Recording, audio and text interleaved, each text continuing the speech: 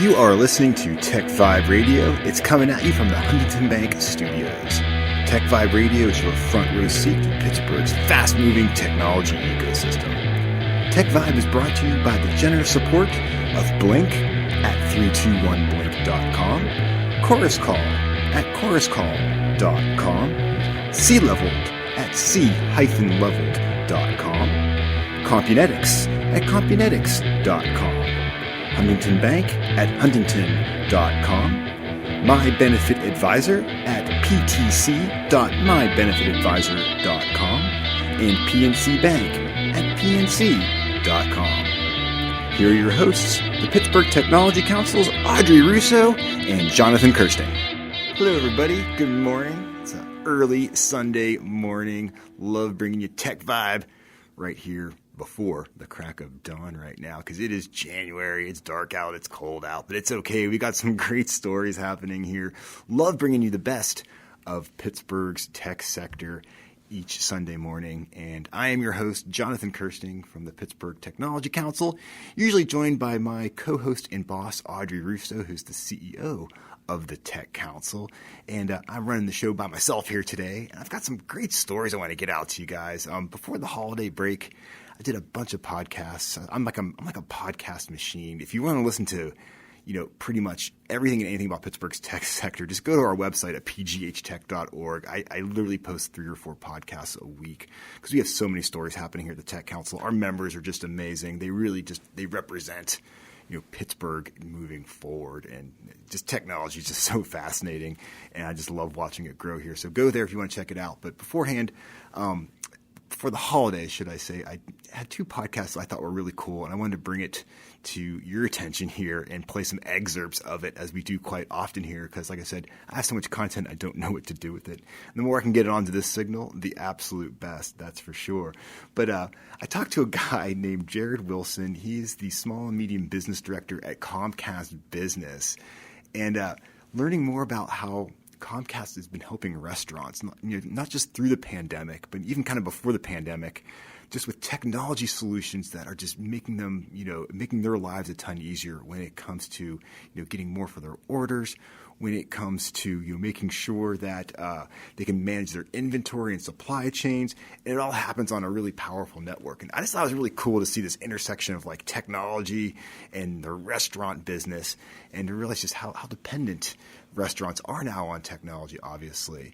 And I just think it's a fun story. Jared is just a really cool dude, so much fun to talk to, and I just had to share it with you, our listeners. So give this a listen. This is probably a good half of the interview that I can fit into this segment here. If you want to listen to the whole thing, like I said, just go to pghtech.org, and we have our whole podcast section there. This is under the one mic stand. Just search for Comcast and you will find Jared's interview right there. Give it a listen. And Jared, I'm really pumped to talk to you today because this is going to be a cool topic. As we all know, restaurants became this core thing of our lives that we could kind of patronize and kind of not patronize for the past 2 years. But the whole online thing and having a solid network is what's made it possible. So this is going to be really fun. Welcome to the show today. So glad to have you. Thank you so much, Jonathan. Glad to be here. So, Jared, you have some serious depth when it comes to all this. I mean, you're almost 2 decades in with experience on this. So you have literally seen the growth curve and just the technology just goes spiking through the ceiling, and now it continues just to get crazy. Tell me about your background and what got you to be all geeked out on this stuff. Well, Jonathan, yes, as you mentioned, I've been in the industry 16 years in technology. Started off at Verizon and worked my way up through leadership there. And when I first started a phone, it was technical, was one that had speakerphone. And if it had that cool blue backlight, you were really doing something. So it's been a while. I remember that, man. That's cool. Yeah. Oh, how times have changed, right? Indeed. But I've been here at Comcast the last 4 years. It's been amazing. As you mentioned, we are ubiquitous, fantastic organization. I started off as a tech support supervisor in our care department, and then moved over to Comcast Business as a manager of sales engineers. Did that for 3 years, and now I'm the sales Director for small to medium business. Wow, man. So you've had this like full tour. Like, I love the fact that you started like at that level where like you're working with the customers, because that's what it comes down to at the end of the day, right? And so really knowing what their needs are and how those needs are ever changing, I think is something that probably drives a lot of what you do and just gives you just such an awesome foundation to build from, huh? Yes, going back to working in the store channel, all the way through over the phone, and now in face to face with small and medium business, I've seen the spectrum, and technology has absolutely grown in a fantastic way. Very cool. So small to medium-sized businesses, those are restaurants, man, at the end of the day. And I know before the pandemic, we were definitely seeing more of a curve towards some online ordering and lots of apps, in order to get your food and stuff like that. And that was fine and dandy. But as we know, COVID really just started to accelerate the need for this. And on top, so with that happening and then everyone else being online for everything else, having a solid setup in order to have customers be able to order and for the restaurants to provide those orders just became so paramount. So when you tell us about this whole digitization and just the whole technology trends around dining in this day and age, because I know it keeps changing. I can only imagine what's going to be around the corner in a few months as well. Yeah, I think you nailed it, Jonathan. I mean, before the pandemic, I can think about eating at restaurants and they had little payment system at the table where you're right. Like, oh, here, let me swipe my card. I don't have to do how advanced. How advanced, right? But now everything's online. You talk about kiosks and apps and websites. You go around the corner from my house, you can scan a QR code to get ice cream at Dairy Queen. So everything has changed as far as technology. But it's interesting when you look at this online trend. The stats show that when people actually order with the app or sometimes the technology, there's a 20% increase in their orders. So absolutely, yeah. I mean, I can actually attest to that because since I eat at the Eco Bistro at our offices in Nova Place. And they had this online ordering system now that was not in place pre-COVID. And I found things on the menu that I did not know exist. So I did start upgrading my sandwiches with sauteed onions for an extra 59 cents. Watch out now, don't go crazy. I'm like, sauteed onions, I had no idea. Until they had a platform. Now I'm all about the sauteed onions, just saying. Yes. Yeah, when you're absolutely right. So yes, at the end of the day, restaurants have an opportunity to now make more money and be more efficient and have happier customers. Because I can once again use myself as an example. I love being able to place my order at 9 o'clock in the morning and then get a text at 12:15 saying my lunch is ready, and I roll right over there and I pick it up with my sauteed onions. Absolutely.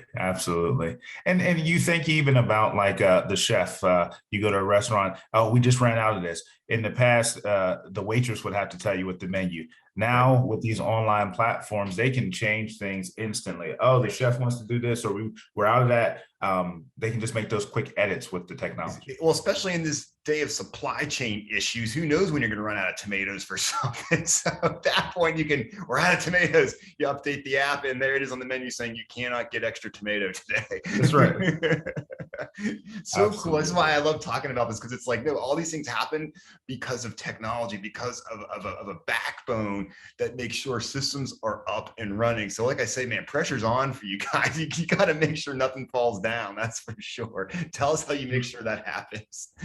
Well, in a couple ways, you start to think about the fact that when that network is working, people don't notice it. But the second that network goes down, right, it's a problem. So our networks, we want to make sure that they're reliable, that it's a continuous experience for the customer, and then we have to protect them, right? So when you're doing online ordering, you're putting your credit card information out there. Absolutely, you want to make sure that that's safe. So unified threat management, UTMs, are DDoS mitigation that protects against spyware and botnet and all those. All the fun stuff we've come to get to know. Yeah, right. You know these names. I was just trying to order some food and I got hacked. Right. Exactly. And if you're at that restaurant, you don't want to be the restaurant who exposes your customers, because brand recognition, it'll ruin your business. So it's bad enough if you give them food poisoning, much less you get them hacked at the same time. Well, it could be bad. We have issues both ways. Oh man, you get it at both ends. Jared's a cool dude, that's for sure. So much fun talking to him. Just one of those stories where, you get to meet some of the coolest people, and the technologies they have, the solutions they have are just really helping businesses out. And, I see restaurants being helped. I just think that's fantastic. We just think about how hard and impacted the restaurants have been. Having a technology solution to me is just absolutely brilliant in order to make things work better and hopefully move everybody forward into the coming year. Like I said, I still can't believe it's 2022. Great stuff. We're coming back with more TechVibe Radio. I got a slot we're filling with a cool startup company that's based both here in Pittsburgh and in New York, a startup called Allelo. And if you want to learn more about them, you're going to have to tune right back in. I'll be back after this super quick break. This is Jonathan Kirsting with the Pittsburgh Technology Council. Learn more about us by going to pghtech.org. We have so many ways we can help your tech company, large, small, anything in between. We can help you succeed. Or if you want to connect into Pittsburgh's tech industry, pghtech.org. For more than a decade, Blink has been producing unique creative services and solutions that tell a story, move hearts, and drive decision-making that advances business objectives, your business objectives. We adopt a company-wide policy of candor, transparency, and a good old-fashioned work ethic in the pursuit of building long-lasting relationships with our clients and our partners. From video and design to strategy and digital marketing, Blink is here to creatively advance your business. Visit us at 321blink.com. The Pittsburgh Technology Council has been helping our region's tech companies succeed since 1983. The Pittsburgh Technology Council helps its members meet new customers, hire top talent, make headlines, and have a strong voice in government. From startup to multinational, the PTC helps tech companies and advanced manufacturers of all sizes. See how we can help your venture grow at pghtech.org. That's pghtech.org.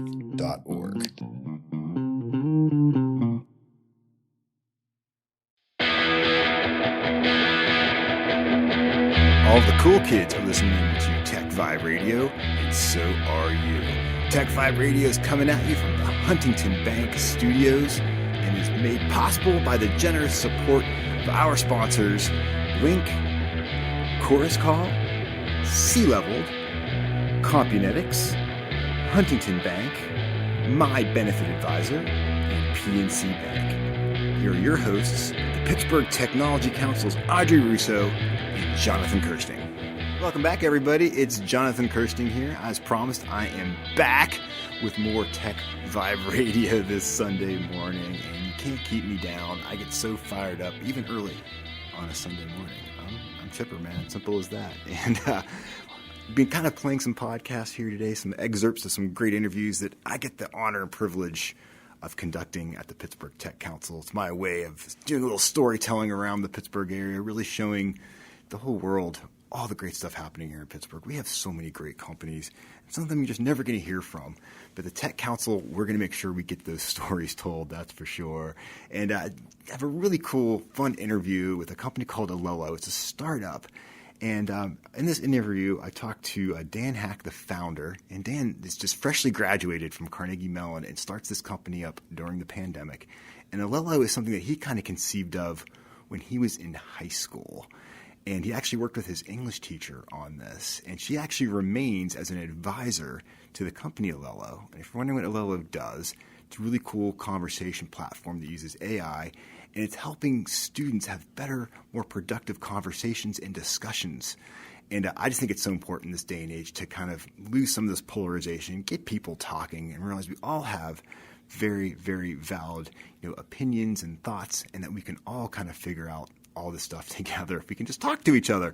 And a little bit of technology with some AI is making that happen. So listen to this really fun podcast I had. You can learn a little bit more about it. If you want to get the full story, as usual, go to pghtech.org. I think I can get that tattooed somewhere on me. After being at the Tech Council for almost 25 years, I think I should have a tattoo at this point, but I don't. But listen to this. I think you'll be pretty amazed. And I just love seeing someone just out of school taking a risk like this, starting a company. It's really cool stuff. So yeah, my name's Daniel Hack. I'm initially from Rockland County, New York. I went to Suffern High School where I met Jess here. Jess was my high school English teacher for 3 years. It was a lot of work in those classes, but we created a great relationship. He survived. Yeah. Nice. And then I went to Carnegie Mellon for the last 4 years. So that's kind of how we've gotten into the Pittsburgh ecosystem. And yeah, I just graduated in the spring of last year. So, it was definitely a COVID senior, which was kind of cool, focusing mainly on the company as opposed to school, to be honest. But I think it all worked out in the end. And then with regards to a quick pitch on Allelo, Yeah. so what we've created is a communication platform that focuses on adding structure and analysis to every conversation in order to open people up to new perspectives and have them better understand the material that they're learning in the classroom and really anywhere where education is happening. Very cool. And so Jess, tell us about your background. Obviously, you're an English teacher, which is super cool. And now you're like working with a startup, which is even cooler. And you work with Dan to kind of help develop this. I can't wait to hear more about it. Yeah, so I mean, it is really interesting. And I kind of am in the unique position of having worked with Dan as a student when he was an adolescent, and now he is my colleague and my boss. That's kind of strange. Yeah, exactly. So there's been a bit of a role reversal in that I did some teaching to him for a little while, and now I'm doing some learning. And it's been really great and really exciting for me to kind of take things I've been doing in the classroom and just kind of explore them in a very different way. Definitely. I mean, this has to just really inform, the way you teach and the way you're interacting with students, because like Dan has this idea that he developed in high school and started putting this together. And then, so Dan, tell me the story. How did this happen? Tell me the initial idea, because I know it's changed a little bit here and there. But then how then you came with Jess to kind of come together to like make this thing happen. That's pretty cool. Yeah, sure. So, during high school and then especially at the beginning of college, I was having a lot of political conversations on Facebook, whether it be about actual politics or about sports or anything really.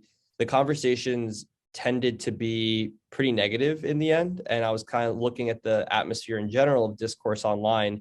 And I was just seeing a lot of friendships and a lot of, family relations get pretty deeply hurt by these online conversations. Yeah. And I looked at it and I was like, wow, like why is this happening? And why is there this intense polarization on the internet? And, I started to develop this idea. The initial idea, as you were alluding to, was to create a social media platform that really focuses on depolarizing the internet by putting participants together who have different beliefs about an idea and then having them communicate about their different ideas. But I brought that idea to Jess. So my freshman year at Carnegie Mellon, I basically wrote this like 10-page proposal on how the Wow. company would operate. And there was one chunk in that 10-page proposal that said, like an education focus, where it would not just be a social media platform, but also one that schools would use. And Jess kind of, pushed the right buttons of, okay, this whole social media idea sounds cool, but if you get a reputation early on as leaning in one direction, it could just turn into another, disaster of a platform.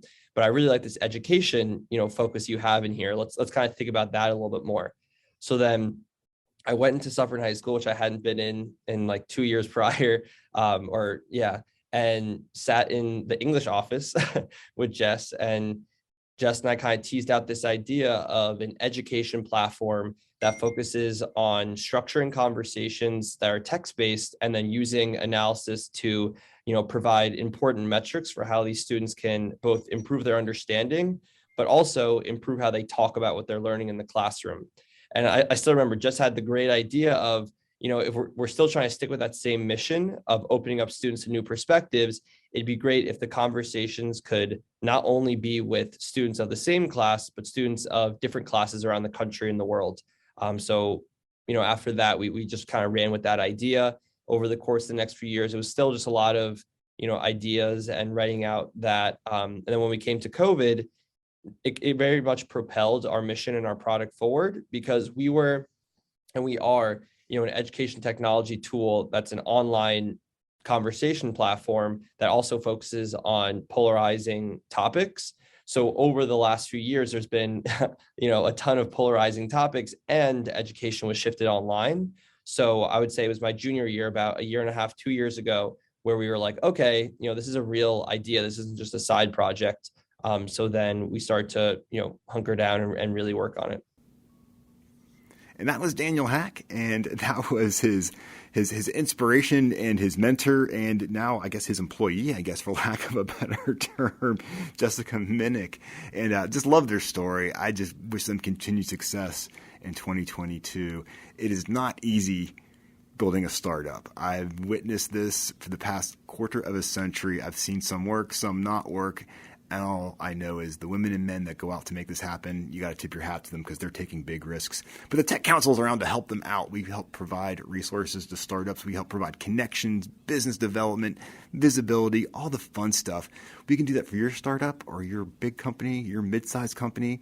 If you want to plug into tech, check out pghtech.org and join up at the Pittsburgh Tech Council. We're more than 1,000 members strong. We've been the voice of Pittsburgh's tech sector since 1983. That is no messing around. We're coming up on a 40-year anniversary here. That's pretty crazy. So anyhow, thanks for tuning in and just being part of TechVibe Radio. I really appreciate you taking the time to learn more about what's making Pittsburgh tick.